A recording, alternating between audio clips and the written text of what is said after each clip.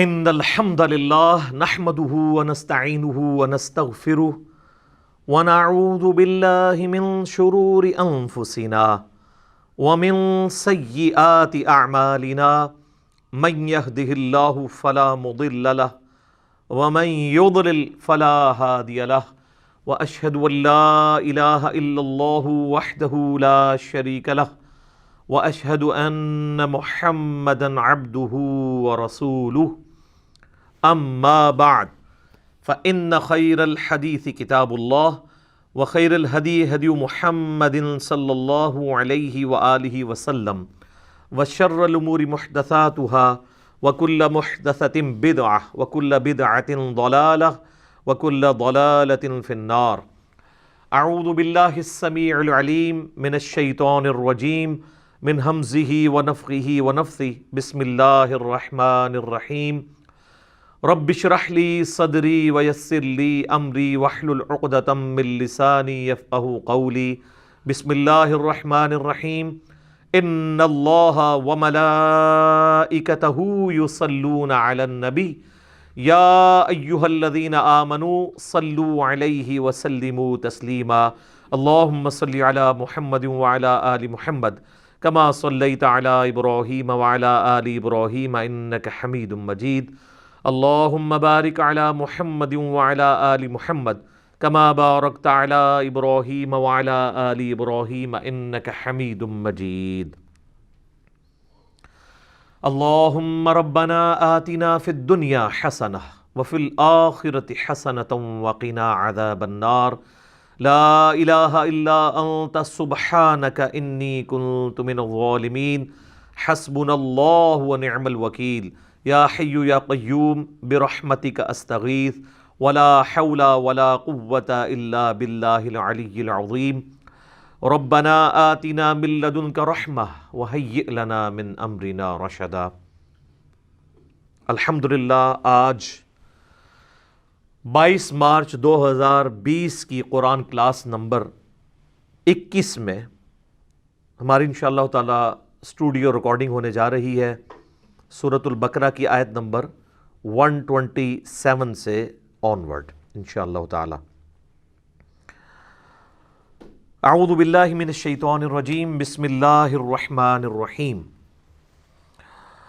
وَإِذْ يَرْفَعُ إِبْرَاهِيمُ الْقَوَاعِدَ مِنَ الْبَيْتِ وَإِسْمَاعِيلُ، اور وہ وقت یاد کرو جب سیدنا ابراہیم علی نبینا وعلیہ الصلاۃ والسلام نے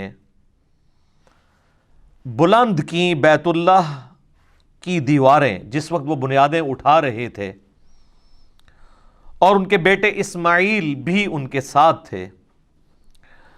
ربنا تقبل منا، وہ ساتھ ساتھ یہ دعا کر رہے تھے، اے رب ہمارے قبول کر لے ہماری طرف سے اس ایفرٹ کو جو ہم تیرا گھر تعمیر کر رہے ہیں۔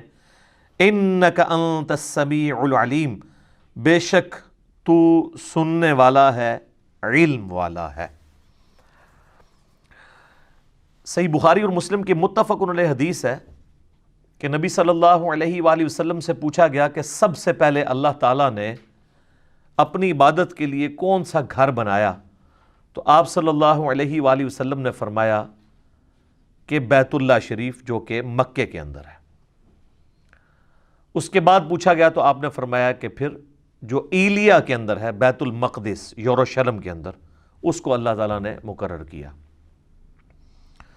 پھر پوچھا گیا ان دونوں کے درمیان کتنا فاصلہ تھا؟ تو فرمایا 40 سال کا۔ تو جب سے پہلا انسان دنیا کے اندر موجود ہے، اللہ تعالیٰ نے اپنی عبادت کے لیے گھر مقرر کیا ہوا ہے، اور وہ بیت اللہ ہے۔ اس میں امپلائیڈ ہے کہ سیدنا آدم علی نبینا علیہ الصلاۃ والسلام کے مبارک زمانے میں بھی بیت اللہ ایگزسٹ کرتا تھا۔ سورہ ال عمران کے اندر بھی آتا ہے کہ سب سے پہلا گھر جو اللہ تعالیٰ نے عبادت کے لیے مقرر کیا وہ ہے جو کہ بکہ شہر کے اندر ہے۔ یہ مکے کی 2 پروننسیشن ہے، مکہ اور بکہ، با کے ساتھ بھی۔ جیسے آپ کے انڈیا شہر میں ممبئی بھی ہے، اسی کو بامبے بھی کہتے ہیں اور ممبئی بھی، میم کے ساتھ بھی اور با کے ساتھ بھی۔ تو مکے کے بھی 2 نام ہیں، ویسے تو کئی نام ہیں، لیکن اس پروننسیشن کے اوپر مکہ اور بکہ۔ تو یہاں پر اس کنسٹرکشن کی بات آ رہی ہے کہ جو وقت گزرنے کے ساتھ ساتھ بیت اللہ شریف کے آثار مٹ گئے تھے، پھر اللہ تعالیٰ نے وحی کے ذریعے حضرت ابراہیم علیہ السلام کو بتایا کہ ان جگہوں کے اوپر خانہ کعبہ شریف تھا، تو وہاں سے بنیادیں اٹھائیں، اور ان کا ذکر یہاں پر آیا ہے کہ وہ وقت یاد کرو جب ابراہیم اور ان کے بیٹے اسماعیل علیہ السلام بیت اللہ کی بنیادوں کو اٹھا رہے تھے، تو ساتھ ساتھ یہ دعا بھی کر رہے تھے، ربنا تقبل منا، اے اللہ ہماری طرف سے اسے قبول کر لے۔ یہ وہی دعا ہے نا جو سنن کبری البیہقی میں آتا ہے کہ صحابہ کرام علیہم رضوان عید والے دن جب ایک دوسرے کو ملتے تھے تو کیا دعا کرتے تھے؟ تقبل اللہ منا ومنکم، یا تقبل اللہ منی ومنکا، یعنی اللہ تعالیٰ ہماری طرف سے بھی قبول کر لے، یعنی جو ہم نے رمضان کے روزے رکھے، اور تمہاری طرف سے بھی، سنگولر کے صیغے کے ساتھ بھی اور پلورل کے صیغے کے ساتھ، دونوں ثابت ہیں۔ تو یہ انبیاء کرام کا ایک طریقہ ہے، سنت ہے کہ جب بھی آپ نے کوئی بھی کام کرنا ہے تو اپنے رب کو بیچ میں شامل کرنا ہے، اس سے دعا کے ساتھ رجوع لے کے آنا ہے کہ اے اللہ ہماری اس کاوش کو اپنی بارگاہ میں قبول و منظور فرما، کیونکہ جب تک انسان اللہ تعالیٰ کے لیے مخلص نہیں ہوگا اس وقت تک اس کی عبادت قابل قبول نہیں ہوگی۔ بے شک تو سننے والا ہے، علم والا ہے، یعنی اللہ تعالیٰ ساری مخلوقات کو سنتا ہے، نہ صرف سنتا ہے بلکہ ہر چیز اس کے علم میں ہے کہ کون شخص اللہ تعالیٰ کے لیے اخلاص شو کر رہا ہے اور کون شخص جو ہے وہ دکھلاوے کے لیے سب کچھ کر رہا ہے۔ اب ساتھ دوسری دعا سنیں، ربنا وجعلنا مسلمین لک، اے اللہ، اے رب ہمارے، ہمیں بنا لے اپنا تابع فرمان۔ یہ ویسے اردو زبان کے اندر نا لفظ بولا جاتا ہے فرما بردار، یہ اردو لنگوسٹک کے اندر یہ لفظ غلط ہے۔ فرمان بردار کا مطلب ہوتا ہے فرمان اٹھا کر چلنے والا، ٹھیک ہے؟ جس طرح ریڑا بردار، جس نے ریڑی کا بوجھ اٹھایا ہوا ہے، تو فرمان بردار کو یا فرما بردار جو ہم لفظ بولتے ہیں یہ بھی غلط العام لفظ ہے۔ اس کا مطلب فرمان اٹھا کے چلنے والا لفظ ہے اصل میں تابع فرمان، فرمان کی اتباع کرنے والا، خالی چکے نہ ٹرتا رہے جو ویسے چکے ٹر رہے ہیں۔ تو یہاں پہ بھی ترجمہ اکثر لوگ ویسے ادھر بھی جو میرے پاس قرآن پاک پڑھا ہوا ہے پیر کرم شاہ صاحب کا، انہوں نے بھی وہ لفظ غلط ہی استعمال کیا ہے، فرما برداری لفظ استعمال کیا ہے۔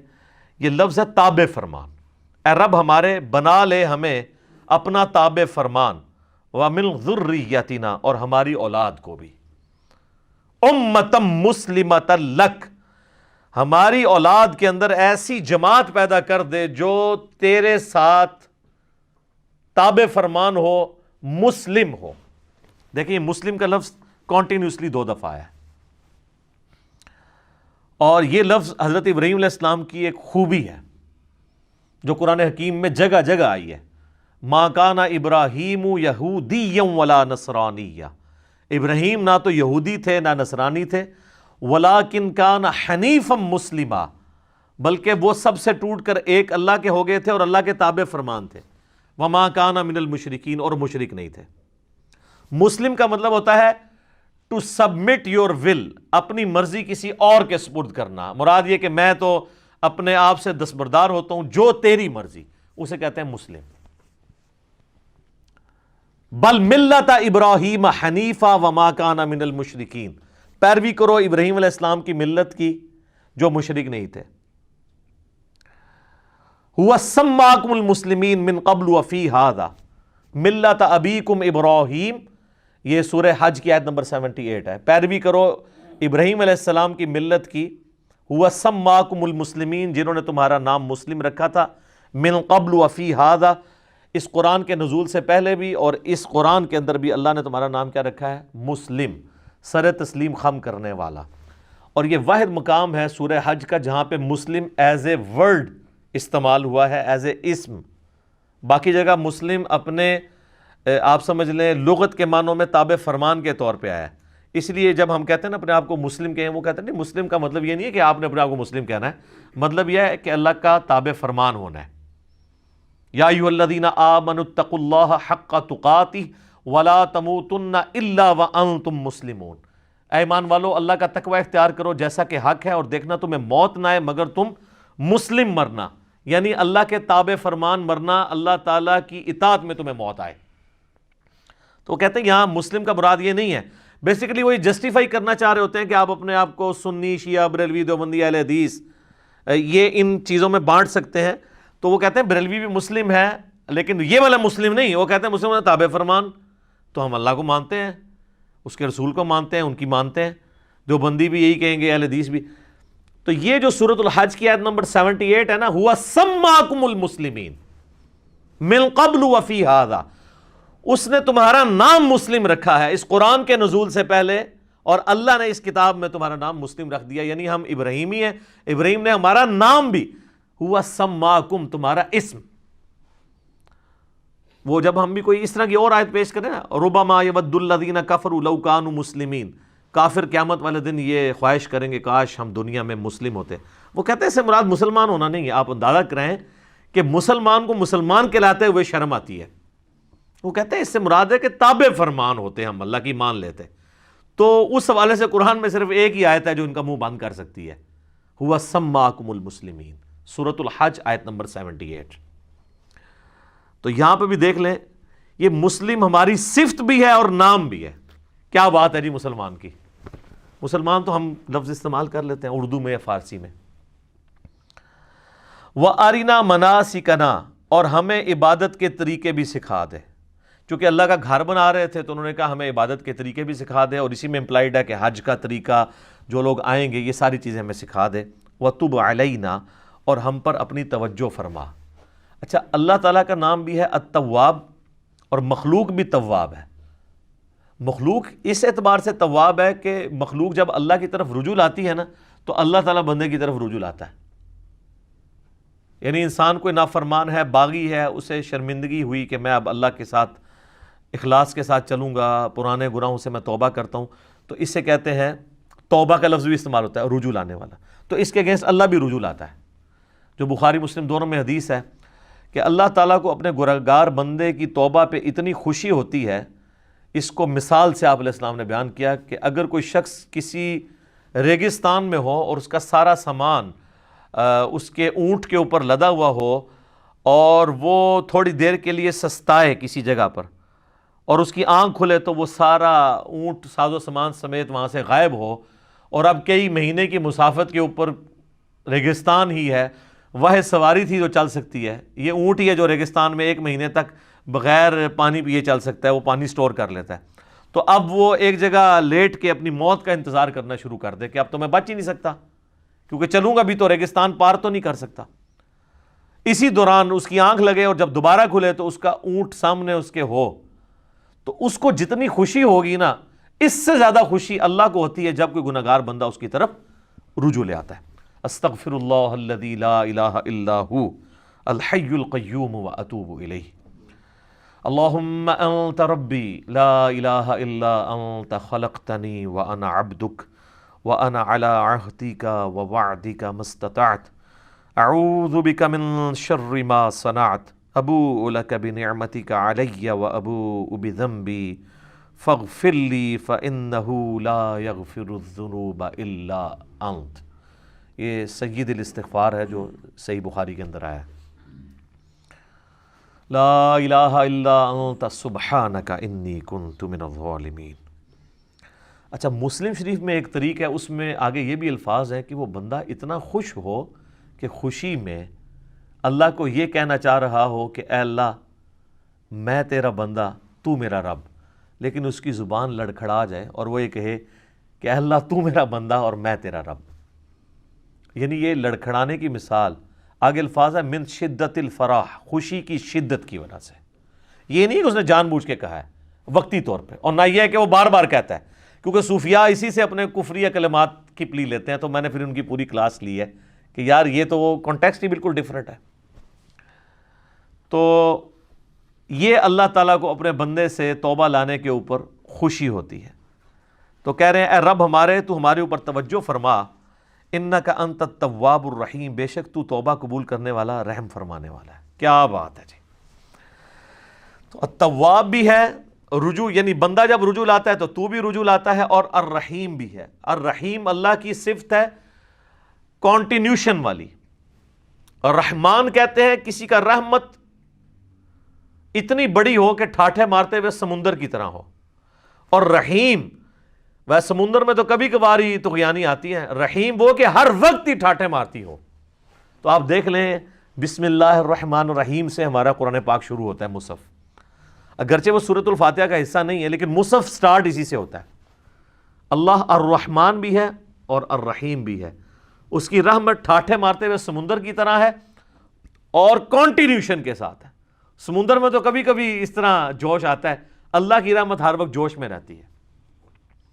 بخاری اور مسلم کی متفق علیہ حدیث ہے، نبی صلی اللہ علیہ وآلہ وسلم فرماتے ہیں اللہ تعالیٰ نے مخلوقات کی پیدائش سے پہلے اپنے عرش پہ اپنے پاس یہ عبارت لکھ لی تھی کہ میری رحمت میرے غضب پہ سبقت لے جائے گی، اور قرآن حکیم میں کئی جگہ یہ مضمون آیا ہے کہ اللہ نے اپنے اوپر لازم کر لیا ہے کہ وہ ہر حال میں رحم ہی کرے گا، یعنی رحم والی صفت اللہ کی ڈومیننٹ ہے۔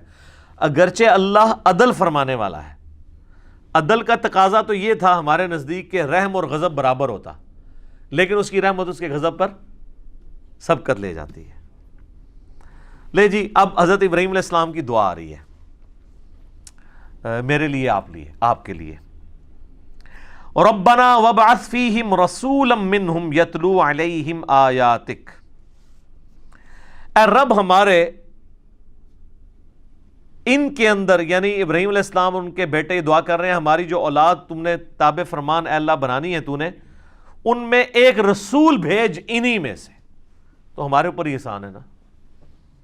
یتلو علیہم آیاتک، جو ان پر تیری آیات تلاوت کرے، وَيُعَلِّمُهُمُ الْكِتَابَ وَالْحِكْمَةَ، اور انہیں کتاب و حکمت کی تعلیم دے، وَيُزَكِّيهِمْ، اور انہیں پاک بھی کرے، إِنَّكَ أَنْتَ الْعَزِيزُ الْحَكِيمُ، بے شک اے اللہ تو بہت زبردست ہے اور حکمت والا ہے، غالب ہے اور حکمت والا ہے۔ اس میں دو چیزیں یاد رکھیں، یہ آپ ذرا دعا کی ترتیب دیکھیں، اس میں پہلے آیا کہ آیات تلاوت کرے، پھر کتاب کی تعلیم دے، پھر حکمت کی، اور پھر پاکیزہ کرے، یہی چار چیزیں ہیں نا اسی ترتیب سے۔ یہ حضرت ابراہیم علیہ السلام کی دعا تھی، لیکن اس کو اللہ نے کریکٹ کیا ہے دعا کی ترتیب کو۔ اللہ نے جب اپنے ریفرنس سے قرآن حکیم میں سورہ الجمعہ میں اس دعا کو ذکر کیا، نبی علیہ السلام کے منصب کو سورہ آل عمران کی آیت نمبر 164 میں کیا، تو اس میں ترتیب کیا ہے؟ لَقَدْ مَنَّ اللَّهُ عَلَى الْمُؤْمِنِينَ إِذْ بَعَثَ فِيهِمْ رَسُولًا يَتْلُو عَلَيْهِمْ آيَاتِهِ وَيُزَكِّيهِمْ وَيُعَلِّمُهُمُ الْكِتَابَ وَالْحِكْمَةَ۔ ابراہیم علیہ السلام نے کہا تھا اے اللہ تلاوت کرے تیری آیات اور کتاب و حکمت سکھائے اور پاکیزہ کرے، جبکہ اللہ تعالیٰ نے کیا کہا؟ یتلو علیہم آیاتہ ویزکیہم، تلاوت کر کے ان کا تزکیہ کرے، ان کے نفس کو پاک کرے، ویعلمہم الکتاب والحکمہ، پھر انہیں کتاب و حکمت کی تعلیم دے۔ بیسیکلی یہ جو حضرت ابراہیم علیہ السلام کی دعا میں ترتیب کی کمزوری تھی نا، ظاہر ہے پرفیکٹ تو صرف اللہ ہے، وہ اللہ نے دور کی کہ پاک وہ ہوگا جس کے اوپر آیات تلاوت کی جائیں، اور جب تک وہ پاک نہیں ہوتا نا اسے کتاب و حکمت سمجھ نہیں آ سکتی۔ تو اس میں تلاوت کرے تیری آیات اور ان کو سکھائے کتاب و حکمت اور پاک کرے، جبکہ اللہ نے کیا کہا؟ یتلو علیہم آیاتہ ویزکیہم ویعلمہم الکتاب والحکمہ وان کانوا من قبل لفی ضلال مبین، اور اس سے پہلے یہ لوگ کھلی گمراہی میں تھے۔ اسی کانٹیکسٹ میں ایک جامعہ ترمذی میں حدیث ہے، نبی صلی اللہ علیہ وآلہ وسلم سے پوچھا گیا کہ آپ پہ نبوت کب واجب ہوئی؟ تو آپ نے فرمایا میں اللہ کے ہاں اس وقت بھی نبی لکھا ہوا تھا جب آدم مٹی اور پانی کے درمیان تھے، یعنی اللہ تعالیٰ کے ڈیوائن علم میں نبی صلی اللہ علیہ وآلہ وسلم اس وقت بھی نبی تھے جبکہ آدم علیہ السلام بھی پیدا بھی نہیں ہوئے تھے، اللہ کے علم میں۔ اس کو سپورٹیو ایک حدیث ہے جو مسند امام احمد میں صحیح سند کے ساتھ ہے، اور سنن کبریٰ البیہقی کے اندر موجود ہے، دلائل النبوہ امام بیہقی کی کتاب کے اندر، المستدرک للحاکم کے اندر، صحیح ابن حبان کے اندر، کہ نبی علیہ السلام نے فرمایا میں اللہ کے ہاں اس وقت بھی خاتم النبیین لکھا ہوا تھا۔ اور یہ دونوں حدیثیں کنزیکٹیو مشکات میں نبی علیہ السلام کے فضائل کے چیپٹر میں بھی آپ کو مل جائیں گی۔ میں اللہ کے ہاں اس وقت بھی خاتم النبیین لکھا ہوا تھا جب آدم علیہ السلام مٹی اور پانی کے درمیان تھے. میں دعائے ابراہیم ہوں. یہ دعائے ابراہیم آ گئی. دعائے ابراہیم کیا ہے؟ سورۃ البقرہ آیت نمبر 129. ربنا وابعث فیہم رسولا. اے اللہ رسول بھیج دے. نبی علیہ السلام کی پیدائش کی، دنیا میں آنے کی دعا ابراہیم علیہ السلام نے کی ہے اور ان کے بیٹے اسماعیل نے. تو حضور نے کہا میں دعائے ابراہیم ہوں. اس کے آگے الفاظ ہیں میں دعائے ابراہیم ہوں، میں عیسیٰ کی بشارت ہوں، میں اپنی ماں کا وہ خواب ہوں جو انہوں نے پیدائش کے وقت دیکھا کہ ان کے لیے ایسا نور ظاہر ہوا جس سے شام کے محلات بھی روشن ہو گئے. نبی علیہ السلام کی والدہ نے حضور کی پیدائش کے وقت ایک نور دیکھا تھا اور ان کو اللہ نے وہاں مکے میں بیٹھے ہوئے شام کے محلات، جو رومن امپائر سب سے بڑی اس وقت کی سپر پاور تھی، اس کا جو گڑھ آپ سمجھ لیں آج کے اعتبار سے وائٹ ہاؤس دکھا دیا. امریکہ ہے نا. تو آپ علیہ السلام کی والدہ کو بتا دیا گیا تھا کہ آپ کا جو آپ سے بیٹا پیدا ہو رہا ہے نا، یہ کوئی عام انسان نہیں ہوگا، شام کے محلات بھی جو ہے وہ مغلوب ہو جائیں گے، وہاں پہ بھی اللہ کا پیغام پہنچے گا. پھر لوگوں نے دیکھا ہے شام مسلمانوں کے پاس آیا ہے، حضرت عمر کے دور میں فتح ہوا ہے ٹل 1917 تک. یہ تو اب 100 سال گزرے ہیں نا، ہم سے چھن گیا، ورنہ مسلسل 1300 سال تک. بیچ میں ایک دو دفعہ رومنز آئے ہیں، وہ صلاح الدین ایوبی نے فتح کر لیا تھا دوبارہ. وہ شام مسلمانوں کے پاس ہی رہا. ابھی بھی یہودی زبردستی یہ بات ہے، لیکن ان کا سٹیٹس بھی ہے کہ وہ بھی ڈر ڈر کے وہاں زندگی گزار رہے ہیں. فی الوقت نام کا ہی قبضہ ہے ان کا. یہ بھی انشاءاللہ آپ کو پتہ ہے 2023 کے اندر، یہ 2020 چل رہا ہے نا، 3 سال کے بعد ٹرکی سے پابندیاں اٹھنے والی ہیں. جو آپ کو پتہ ہے سلطنت عثمانیہ ٹوٹی تھی نا، پہلی جنگ عظیم میں جرمنی کا ساتھ دے دیا تھا ٹرکش نے، باقی سارے دوسری طرف تھے، چاہے وہ امریکہ ہو، برٹن ہو، فرانس ہو. تو پہلی جنگ عظیم میں جرمنی کو شکست ہوئی، اس کی وجہ سے ٹرکی بھی ٹکڑے ٹکڑے ہو گیا. ورنہ تو سب سے بڑی ریاست دنیا کی یہی تھی. پورا میڈیٹرینین سی کے اراؤنڈ جتنا کچھ ہے، یورپ اور ایشیا، یہ سب کچھ ان کے پاس تھا. عراق ان کے پاس تھا، حرمین ان کے پاس تھا، فلسطین سے لے کے مصر، الجزائر، یہ سارا آدھا سمجھ لیں افریقہ بر اعظم، یہ سب سلطنت عثمانیہ تھی. اتنی بڑی کوئی امپائر نہیں تھی. یہ ابھی ٹوٹی 1917 کے اندر جب یہ معاملہ ہوا. تو اس وقت بالفور ڈیکلیریشن ہوئی جس میں یہ اجازت مل گئی ان کو کہ یہ آ کے یہودی یہاں پہ اپنی آباد کاری کر سکتے ہیں. اس وقت پھر کرتے کرتے 2025 کے اندر آپ کو پتا ہے سعودی حکومت آ گئی تھی. 1925 میں 1925 میں 2023 کے اندر معاہدہ ہوا تھا 1923 میں. 2023 میں یہ 100 سال پورے ہونے ہیں. تو جب یہ 100 سال پورے ہوں گے تو ٹرکی سے کئی ایک پابندیاں اٹھ جائیں گی. اور یہ سعودیہ میں بھی جو آج کل گڑبڑ ساری جاری ہے اسی وجہ سے ہے کہ آل سعود کو صرف 100 سال کے لیے حکومت ملی تھی. جی اب وہ پابند ہیں وہاں پہ ڈیموکریسی لانے کے. ٹھیک ہے جی، وہ ان کو دستبردار ہونا پڑے گا اپنی اس حکومت سے. تو اسی لیے یہ تماشے کرواتے رہتے ہیں. اور امریکہ کا بھی پریشر آپ کو پتہ ہے، 4-5 سال پہلے انہوں نے طیب اردگان کو ہٹانے کی کوشش کی کو کر کے. تو وہ کیونکہ ان کو نظر آ رہا ہے کہ 2023 تک اگر طیب اردگان رہ گیا تو وہ تو ایک پاپولر لیڈر بھی ہے، پوری دنیا کے مسلمانوں کے ساتھ کھڑے ہیں، تو یہ دوبارہ سلطنت عثمانیہ دوبارہ ہی نہ مان جائے کہیں پہ. پابندیاں تو اٹھ جائیں گی ان سے. پھر ان کی اب پابندیوں کے ساتھ انہوں نے اکانومی اپنی کدھر لے گئے. اس وقت یورپ میں سب سے فاسٹسٹ گروئنگ اکانومی ان کی ہے.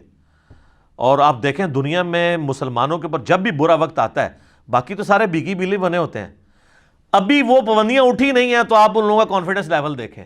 اچھا ٹرکش جو ہے نا وہ یہ بڑی دلیر قوم ہے. یہ تاتاریوں کی اولاد ہے. اسی بھی تاتاری ہیں پیچھوں، ظاہر ہے یہ مغل ٹرکش یہ سب تاتاریوں کی اولاد ہے. اس لیے آپ کو انہیں نہ کہہ دیو کہ وہ احمد شاہ رنگیلا بھی ایسی وچ بزدل بھی ہوندے نے، لیکن اوورال یہ دلیر قومیں ہیں. ٹھیک ہے، جو تاتاریوں کی اولاد سے. اس لیے انہوں نے یہ سلجوکی تھے جو پوری دنیا کو تلپٹ کر کے رکھا، یہ بھی تاتاریوں کی اولاد تھے. ڈاکٹر اقبال نے اس لیے تو کہا نا کعبے کو مل گئے پاسماں صنم خانے سے، تو وہ تاتاریوں کے بارے میں ہی بات کر رہے تھے. تو یہ پابندیاں جب اٹھنی ہیں تو پھر ان کے لیے بن جانی ہے مصیبت. اللہ اکبر. تو یہ حدیث شریف میں وہاں سے شروع ہوا کہ شام کے محلات نبی علیہ السلام کی والدہ کے لیے شو ہو گئے۔ میرے بھائیو، اس حدیث میں بھی اس بات کا اشارہ موجود ہے کہ نبی علیہ السلام کے جو والدین ہیں نا، ان کے بارے میں بالکل زبان درازی نہیں کرنی چاہیے۔ دیکھیں، یہ کوئی چھوٹی معمولی واقعہ نہیں ہے۔ نبی علیہ السلام کی والدہ کو ایک پروٹوکول اللہ نے دیا ہے، وہ اہل فطرت میں سے۔ تو ایمان والدین مصطفیٰ کے حوالے سے اہل سنت کے ہاں کیا نظریات پائے جاتے ہیں، دلائل کیا ہیں، مسئلہ 98 میرا ریکارڈڈ ہے، وہ آپ دیکھ سکتے ہیں۔ یہاں میں نے ایک ضمناً بات کر دی۔ لے جی میرے بھائیو، اب جو سورۃ البقرہ کا جو یہ آخری رکوع آ رہا ہے نا، یہ بڑا وجد امیز رکوع ہے۔ اس کا جو سوز و گداز ہے، کاش میں وہ آپ کے سامنے پریزنٹ کر سکوں۔ اللہ اکبر۔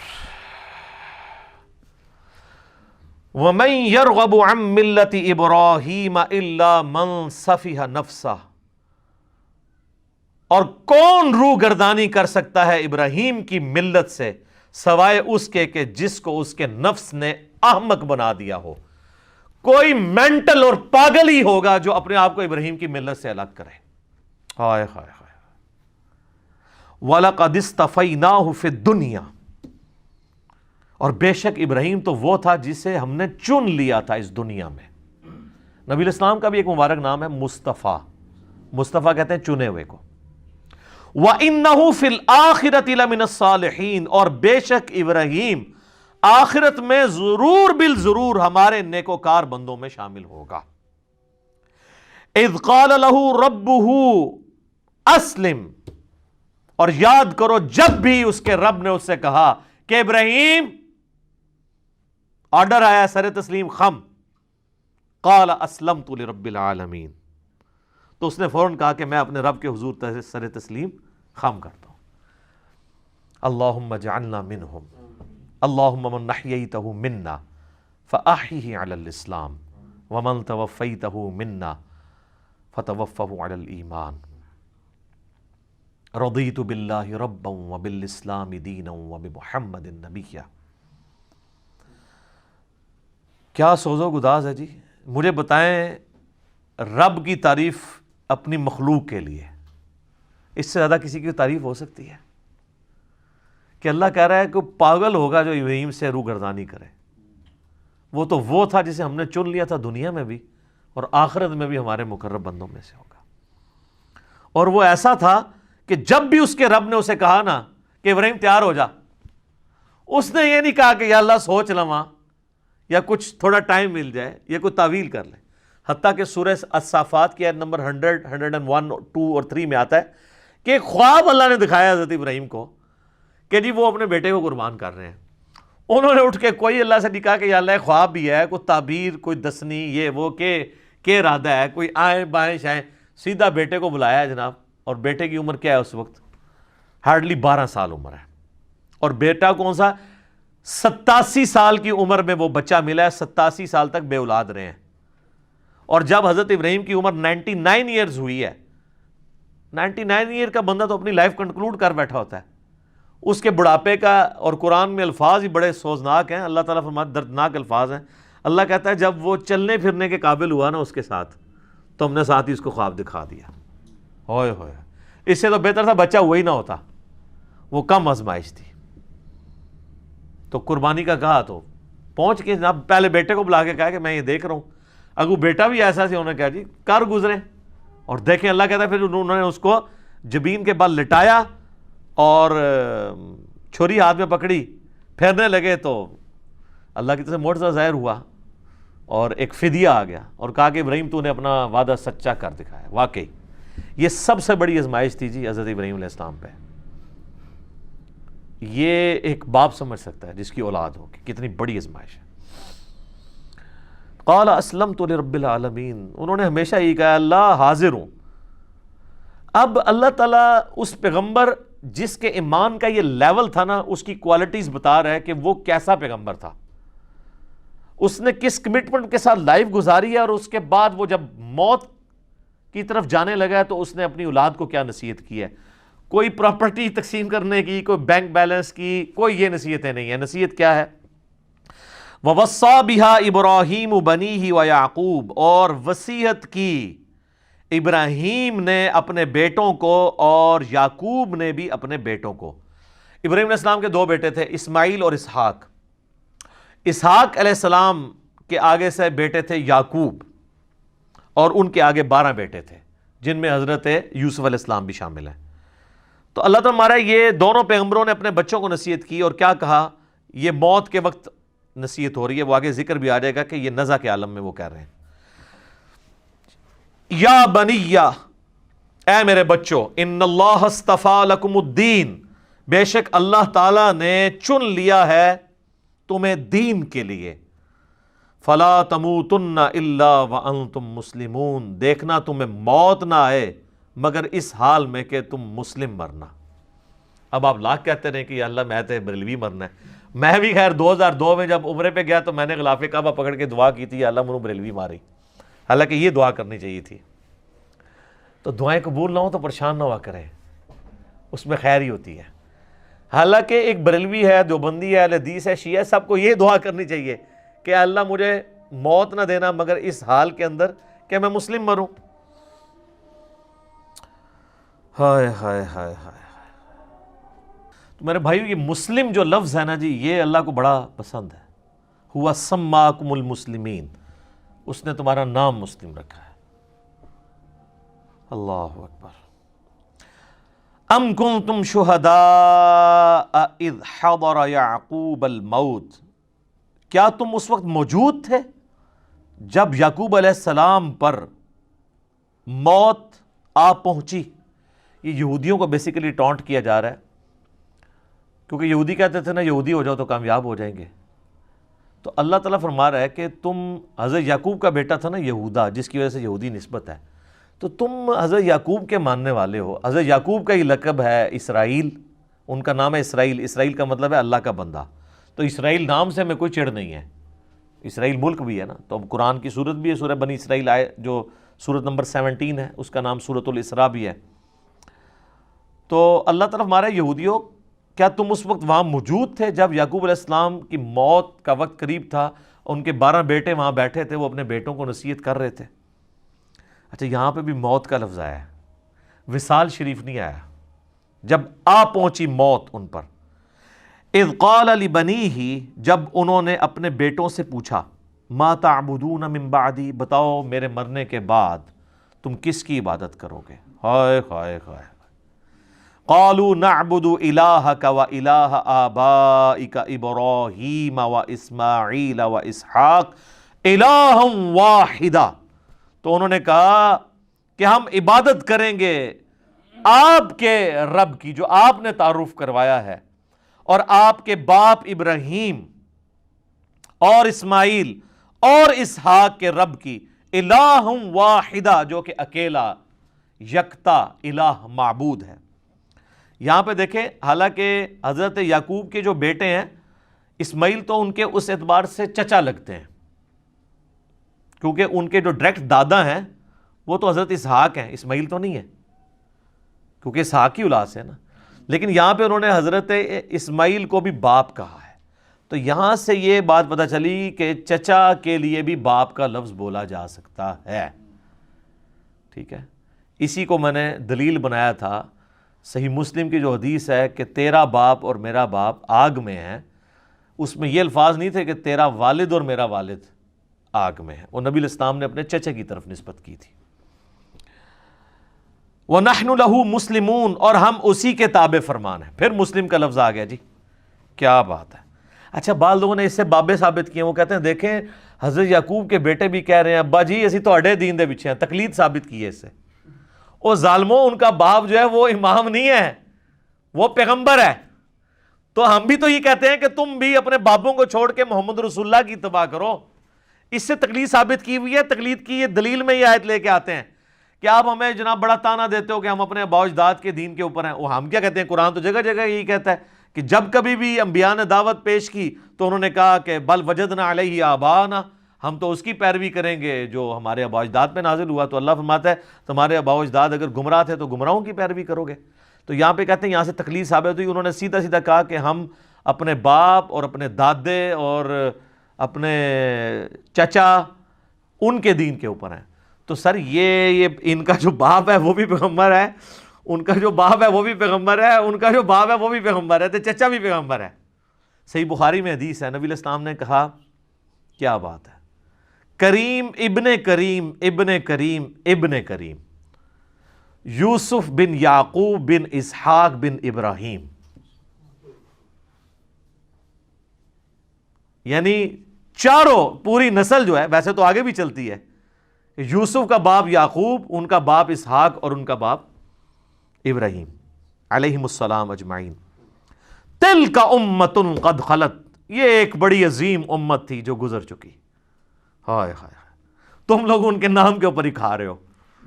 لہا ما کسبت ولکم ما کسبتم، دیکھو جو کمائے انہوں نے نیک اعمال وہ اپنے لیے کمائے، تمہارے لیے وہ اعمال ہوں گے جو تم کرو گے، یعنی ان کے اعمال تمہیں کوئی فائدہ نہیں پہنچائیں گے۔ ولا تسألون عما كانوا يعملون، اور تم سے یہ نہیں پوچھا جائے گا کہ انہوں نے کون سے نیک اعمال کیے، تم سے یہ پوچھا جائے گا تم نے کون سے نیک اعمال کیے۔ وہ کہتے تھے ہمیں ابراہیمی نسبت کام آئے گی، یہودی کہتے تھے، نصرانی بھی۔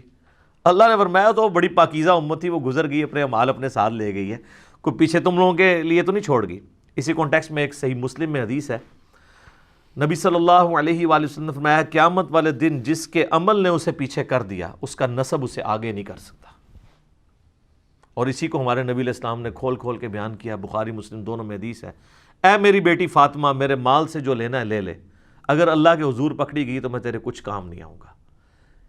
پھر صرف اپنی بیٹی فاطمہ کو نہیں کہا، بخاری مسلم میں الفاظ ہیں، اے میرے چچا عباس، میرے مال سے کچھ لینا ہے تو میں تجھے دے دوں گا، اللہ کے حضور پکڑا گیا تو میں کچھ کام نہیں آؤں گا۔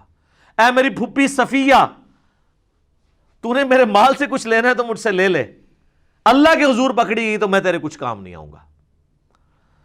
تو یہاں پہ نیک اعمال مراد ہیں، ادھر برے اعمال مراد نہیں۔ یہ بعض لوگ کہتے ہیں نا مشاجرات صحابہ ڈسکس نہیں کرنے چاہیے، جو فوت ہو چکے وہ اپنے اعمال لے گئے، تو اس میں یہ آیت پیش کرتے ہیں۔ یہ آیت دو دفعہ آئے گی، ایک یہ آئی ہے آیت نمبر 134 سورۃ البقرہ کی، اور 141 بھی یہی ریپیٹ ہوگی، پارہ نمبر 1 کی آخری آیت۔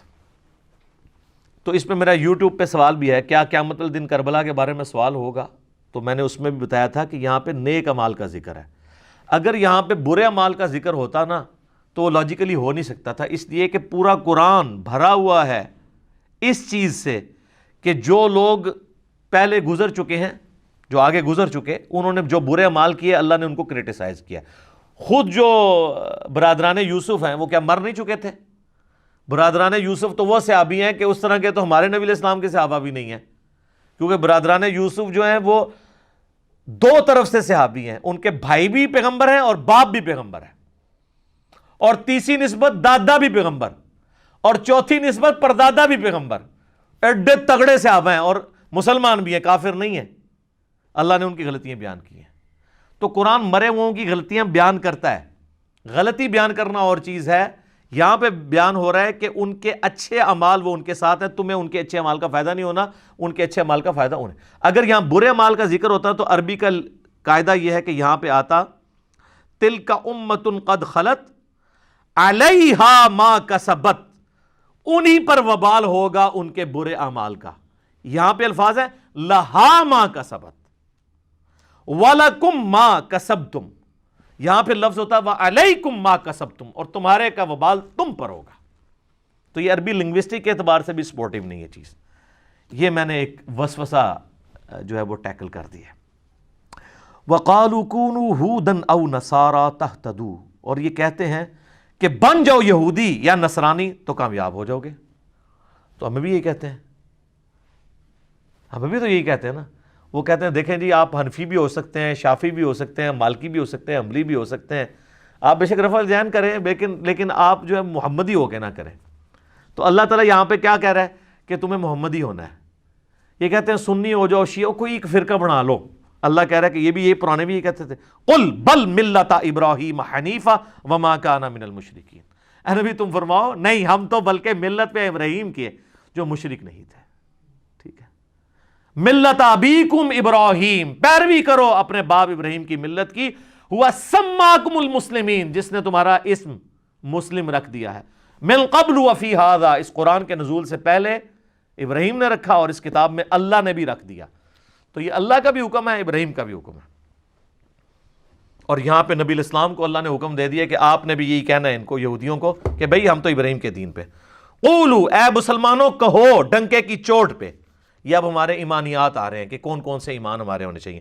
آمنا، ہم ایمان لاتے ہیں، باللہ، اللہ پر، نمبر 1، وما انزل الینا، اور ایمان لاتے ہیں جو ہماری طرف نازل ہوا، یعنی قرآن،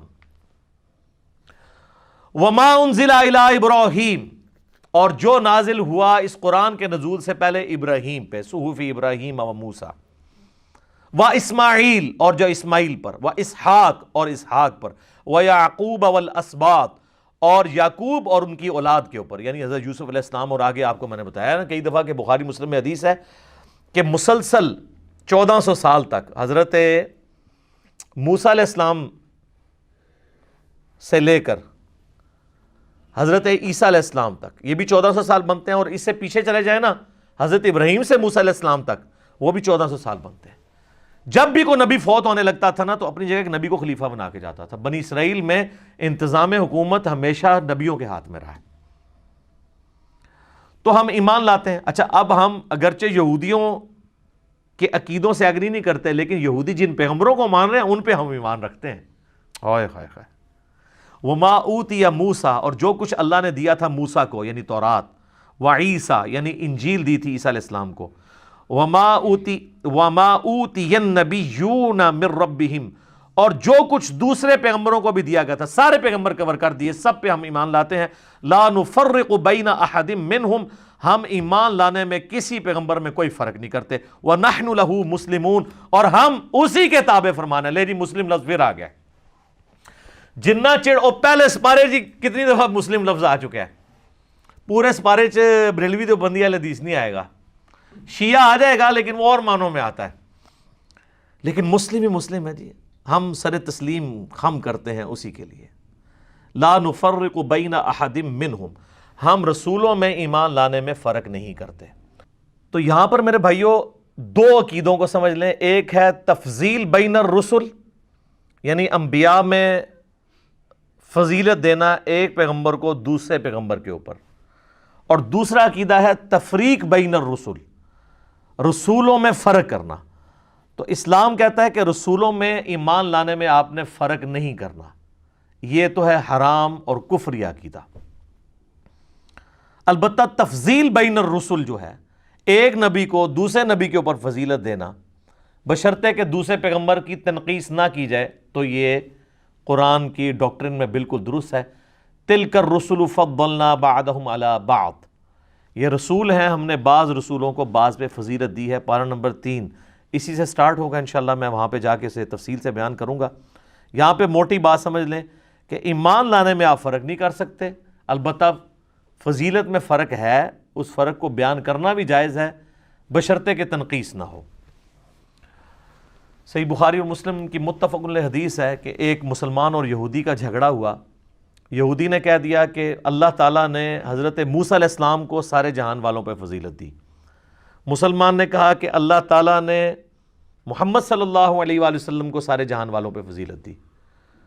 اسی لڑائی کے دوران مسلمان نے تھپڑ مار دیا یہودی کے، وہ شکایت لے کے آیا نبی علیہ السلام کے پاس، تو آپ صلی اللہ علیہ وآلہ وسلم نے فرمایا کہ مجھے اس طرح پیغمبروں پہ فضیلت مت دو، اللہ کی قسم قیامت والے دن جب مخلوقات کو اٹھایا جائے گا تو میں دیکھوں گا کہ مجھ سے پہلے ہی حضرت موسیٰ علیہ السلام اللہ کے عرش کا پایہ تھامے ہوئے کھڑے ہوں گے۔ مجھے نہیں پتا کہ ان پہ قیامت کی بے ہوشی طاری نہیں ہوئی، یا اس بے ہوشی کے سبب جو دنیا میں اللہ کی تجلی کی وجہ سے بے ہوش ہوئے، جو سورۃ الاعراف کی آیت نمبر 143 کے اندر آتی ہے، اللہ تعالیٰ نے قیامت کی بے ہوشی ان سے ختم کر دی ہے۔ تو ایک جزوی فضیلت موسیٰ علیہ السلام کی نبی علیہ السلام نے بیان کی، اور پھر وہیں پہ آپ نے الفاظ استعمال کیے، آپ نے فرمایا کہ مجھے یونس علیہ السلام پہ بھی فضیلت مت دو۔ حالانکہ یونس علیہ السلام وہ واحد پیغمبر ہیں جن پہ اللہ تعالیٰ نے ان کی لغزش کے سبب عطاب کیا، یہاں تک کہ سورہ الصافات میں آیا کہ اگر یونس علیہ السلام ہم سے دعا نہ کرتے تو وہ پھر اسی دن مچھلی کے پیٹ سے نکالے جاتے جس دن کے مردے قبروں سے نکالے جائیں گے. اور وہ دعا آئی ہے سورہ الانبیاء میں، لا الہ الا انت سبحانک انی کنت من الظالمین. تو اس سے یہ بات پتہ چلی کہ جزوی فضیلت تو ایک پیغمبر کی دوسرے پہ ہو سکتی ہے، البتہ یہ ٹھیک ہے کہ کلی فضیلت ہمارے محبوب صلی اللہ علیہ وآلہ وسلم کی ہے. اور اس کے بعد حضرت ابراہیم علیہ السلام، پھر نوح علیہ السلام، پھر موسیٰ علیہ السلام اور عیسیٰ علیہ السلام، یہ 5 اولو العزم پیغمبر ہیں جن کو اللہ تبارک و تعالیٰ نے باقی انبیاء سے بڑھ کر فضیلت دی ہے. تفریق بہرحال نہیں ہے. اور پچھلے دنوں میرا ایک کلپ بھی اپلوڈ ہوا ہے یوٹیوب پہ قرآن کلاس سے ہی، سورۃ البقرہ کی آیت نمبر 62 کے کانٹیکسٹ میں، کیا یہودی اور عیسائی بھی جنت میں جائیں گے؟ تو اس میں نے کئی اور چیزیں بھی بیان کی ہیں سورہ نساء کے حوالے سے بھی، آیت نمبر 148، 149 اور 50 کے کانٹیکسٹ میں، کہ جو لوگ اللہ رسولوں میں فرق کر دیں یا رسولوں میں آپس میں فرق کر دیں کہ ایک پہ ایمان لے کے آئیں دوسرے پہ نہ لائیں، تو اللہ تعالیٰ نے فرمایا وہ پکے کافر ہیں. پار نمبر 6 کے سٹارٹ ہی میں سورہ نساء کی آیت نمبر 150، 151، 152 تک یہ پوری کانٹیکسٹ چلتا ہے. تو آج میں اس کو سکپ کرتا ہوں ٹائم بچانے کے لیے. فَإِنْ آمَنُوا، پس اگر وہ بھی ایمان لے آئیں، یعنی یہود و نصارہ بھی ایمان لے آئیں، بِمِثْلِ مَا آمَنْتُمْ بِهِ، اس طریقے پر جس طریقے پہ اے مسلمانوں تم اور تمہارے پیغمبر لے کر آئے ہوئے ہیں ایمان، فَقَدِ اهْتَدَوْا، تو وہ پھر ہدایت پا جائیں گے. لیکن ظاہر ہے وہ کہاں سے لائیں؟ کرسچنز جو ہیں وہ حضرت عیسیٰ علیہ السلام کو مانتے تھے، نبی علیہ السلام کا انکار کرتے تھے. جیوز جو ہیں وہ حضرت موسیٰ علیہ السلام کو مانتے تھے، عیسیٰ علیہ السلام کا اور ہمارے محبوب صلی اللہ علیہ وآلہ وسلم کا انکار کرتے تھے. تو اللہ تعالیٰ پھر ان کو ساتھ ہی فرما رہا ہے وَإِن تَوَلَّوْا، اگر یہ منہ پھیر لیں، فَإِنَّمَا هُمْ فِي شِقَاقٍ، تو یہ خوب جان لو کہ وہ شکی ہو چکے ہیں، مخالفت پہ تلے ہوئے ہیں. فَسَيَكْفِيكَهُمُ اللَّهُ، تو پھر ایسوں کے مقابلے پر اللہ تمہارے لیے کافی ہے. وَهُوَ السَّمِيعُ الْعَلِيمُ، اور وہ سننے والا ہے، علم والا ہے. تو جو ڈھیٹ لوگ ہیں ان کو ان کے حال پہ چھوڑ دینا ہے، اللہ پر توکل کرنا ہے. یہ جو آیت ہے فَسَيَكْفِيكَهُمُ اللَّهُ، یہ آیت اس اعتبار سے بھی بڑی اہم ہے کہ جو توپ کاپی میوزیم ہے ٹرکی کے اندر، جہاں پہ مصحف عثمانی رکھا ہوا ہے میوزیم کے اندر، وہ مصحف کا وہ پورشن اس میں آج بھی کھلا ہوا ہے کہ حضرت عثمان غنی رضی اللہ تعالیٰ عنہ جب تلاوت کر رہے تھے اور ان پہ قاتلانہ حملہ ہوا تو ان کے خون کا جو دھبا ہے وہ جس حصے کے اوپر پڑا وہ یہی آیت کا یہ والا حصہ تھا، فَسَيَكْفِيكَهُمُ اللَّهُ، تیرے لیے اللہ ہی کافی ہے. تو حضرت عثمان کے لیے اللہ ہی کافی ہے رضی اللہ تعالیٰ عنہ علیہ السلام. تو یہ ایک سمجھ لیں کرامت ہے حضرت عثمان کی، وہ آج تک موجود ہے.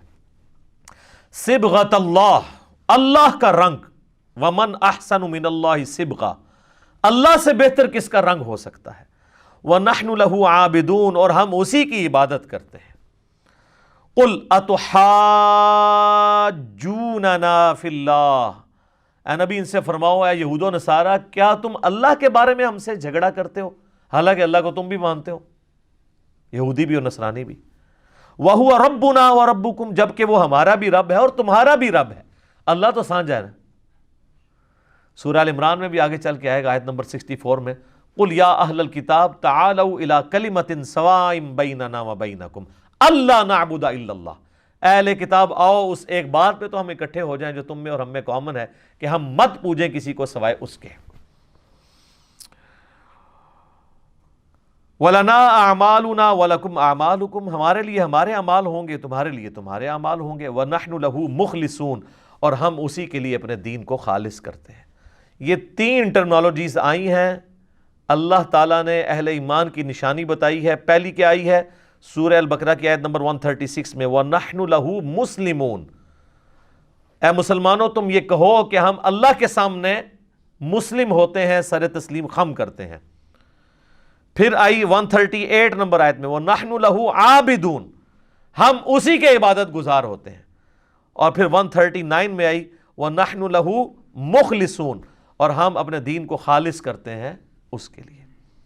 ام تقولون ان ابراہیم واسماعیل واسحاق ویعقوب والاسباط كانوا هودا او نصارا، کیا یہ لوگ کہتے ہیں کہ ابراہیم اور ان کے بیٹے اسماعیل و اسحاق اور ان کے آگے سے بیٹے یعقوب اور ان کی پوری اولاد یہودی یا نصرانی تھے؟ قل اانتم اعلم ام اللہ، اے نبی ان سے فرماؤ کیا تم زیادہ جانتے ہو اللہ سے بھی؟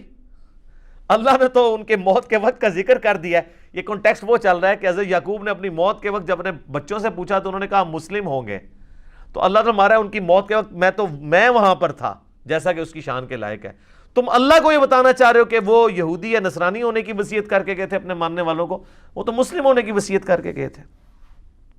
کیا تم اللہ سے زیادہ جانتے ہو؟ وَمَنْ أَظْلَمُ مِمَّنْ كَتَمَ شَهَادَةً عِنْدَهُ مِنَ اللَّهِ، اس سے بڑھ کر ظالم کون ہے جو اللہ کی گواہی کو چھپا دیتا ہے جو اللہ کی طرف سے آئی ہے۔ یعنی یہود و نصارہ تمہاری کتابوں میں آخری پیغمبر کی نشانیاں موجود تھیں، تم نے جان بوجھ کے ان کے اوپر پردہ ڈالا، اپنی پبلک کو پتہ نہیں چلنے دیا، تو سب سے بڑے ظالم تو تم ہو۔ وَمَا اللَّهُ بِغَافِلٍ عَمَّا تَعْمَلُونَ، اور اللہ تعالیٰ غافل نہیں ہے جو کچھ تم کرتوت کر رہے ہو۔ اس کے اندر دھمکی چھپی ہوئی ہے کہ یہ جو کرتوت کر رہے ہو دنیا میں اگر اللہ نے نہ بھی پکڑا، آخرت میں تمہاری پکڑ آئے گی۔ تِلْکَ أُمَّةٌ قَدْ خَلَتْ، ہاں وہ ایک عظیم امت تھی گزر گئی، لہا ما کسبت، اپنے اعمال اپنے ساتھ لے گئی، جو انہوں نے نیک اعمال کیے تھے وہ انہوں نے اپنے لیے کیے تھے۔ وَلَكُمْ مَا كَسَبْتُمْ، اور تمہارے لیے تمہارے اعمال ہوں گے، تمہیں یہ نسبت کام نہیں آئے گی کہ ہم ابراہیمی ہیں، نہیں۔ وَلَا تُسْأَلُونَ عَمَّا كَانُوا يَعْمَلُونَ، اور تمہیں یہ نہیں پوچھا جائے گا کہ وہ کیا کیا کرتے تھے، تمہیں یہ پوچھا جائے گا کہ تم کیا اعمال لے کر آئے ہو۔ اللہ اکبر۔ وہ ڈاکٹر اسرار صاحب یہ جب آیات پڑھا کرتے تھے نا تو وہ یہی کہا کرتے تھے کہ بھئی ابراہیم علیہ السلام، حضرت اسماعیل علیہ السلام، اسحاق علیہ السلام، ان کے بارے میں جو اللہ تعالیٰ فرما رہا ہے نا کہ وہ نہ تو یہودی تھے نہ نصرانی تھے، تو مسلمانوں کے لیے بھی اس میں یہ چیز چھپی ہوئی ہے کہ تمہارے پیغمبر بھی نہ سنی تھے نہ شیعہ تھے، بلکہ وہ بھی مسلم تھے، کیونکہ ظاہر ہے اللہ تعالیٰ نے سابقہ جو امت مسلمہ ہے، چاہے وہ یہودی ہوں یا نصرانی، ان کے ذریعے اس لیٹسٹ امت مسلمہ کو ترغیب دلائی ہے کہ تم اسی ڈگر کے اوپر نہ چل پڑنا۔ عبرت کے طور پہ یہ ساری باتیں بیان کر دیں جس پہ چل کے وہ لوگ گمراہ ہوئے، تم اپنا قبلہ درست کر لینا۔ تو ہم اللہ تعالیٰ سے دعا کرتے ہیں کہ اللہ تعالیٰ ہمیں ایمان کی حالت میں موت دے، مدینہ شریف میں موت، بقیع غرقد میں مدفن، اور جنت الفردوس میں اپنے محبوب صلی اللہ علیہ وآلہ وسلم کا پڑوس نصیب فرمائے، اور مسلم کہلانے پر فخر محسوس کرنے کی توفیق عطا فرمائے، اسلام کے اوپر موت دے۔ آپ دیکھ لیں جو جنازے کی دعا ہے وہ ہو تو میت کے اوپر رہی ہوتی ہے، لیکن بس وہ میت کے لیے تو ایک ہی لفظ ہے، باقی ساری زندوں کے لیے دعا ہوتی ہے۔ اللہم اغفر لی حینا، پہلی دعا ہے اے اللہ بخش دے ہمارے زندوں کو، و میتینا، اور ہمارے مردوں کو، و شاہدینا، اور ان کو جو یہاں پہ موجود ہیں، و غائبینا، اور جو یہاں پہ موجود نہیں ہیں، و ذکرینا و انثانا، اور مرد ہوں یا عورت ہوں سب کو بخش دے۔ تو یہ ہمارے لیے دعائیں آگے، اللہم من احییتہ منا فاحیہ علی الاسلام، اے اللہ ہمیں اگر زندہ رکھنا تو اسلام پہ زندہ رکھنا، ومن توفیتہ منا فتوفہ علی الایمان، اور اگر ہمیں موت دینا تو ایمان کی حالت میں موت دینا۔ پڑھنے جنازہ گئے ہیں آپ اور دعائیں ساری اپنے لیے ہو رہی ہیں سوائے ایک دعا کے۔ تو یہ جنازہ اس لیے نہیں رکھا گیا ہوا کہ اس صرف میت کا پروٹوکول ہے، بلکہ میت کے اوپر آخرت کو بھی یاد کرنا ہے۔ جو صحیح مسلم میں حدیث ہے کہ میں تمہیں منع کرتا تھا قبروں پہ جانے سے، کیونکہ نئی نئی قوم بت پرستی سے پھری تھی، اب میں تمہیں حکم دیتا ہوں کہ تم قبروں پہ جاؤ تاکہ تمہیں آخرت کی یاد آئے۔ تو جنازہ بھی آخرت کی یاد کے لیے ہے، اس لیے نہیں ہے کہ آپ جا کے وہاں پہ اپنے واٹس ایپ چیک کرنا شروع کر دیں، موبائل پہ میسیجز چیک کرنا شروع کر دیں۔ آپ دیکھ رہے ہوتے ہیں کہ وہاں پہ بھی لوگ یہی کچھ کر رہے ہوتے ہیں زیادہ تر، ایون چھوٹا سا جنازہ ہوتا ہے اس میں بھی موبائل آف کرنے کے لیے تیار نہیں ہوتے، اس کے اندر موبائل کتنے لوگوں کے بول رہے ہوتے ہیں، یہ آپ غفلت کا عالم دیکھ لیں لوگوں کا۔ اللہ تعالیٰ سے دعا ہے جو حق بات میں نے کہی اللہ تعالیٰ ہمارے دلوں میں راسخ فرمائے، اگر جذبات میں میرے منہ سے کوئی غلط بات نکل گئی اللہ تعالیٰ ہمارے دلوں سے معاف کر دے، ہمیں معاف بھی فرما دے، ہمیں کتاب و سنت کی تعلیمات پر عمل کر کے دوسرے بھائیوں تک پہنچانے کی توفیق عطا فرمائے۔ سبحانک اللہم و بحمدک، اشہد ان لا الہ الا انت استغفرک واتوب الیک وما علینا الا البلاغ المبین۔ جزاکم اللہ خیرا۔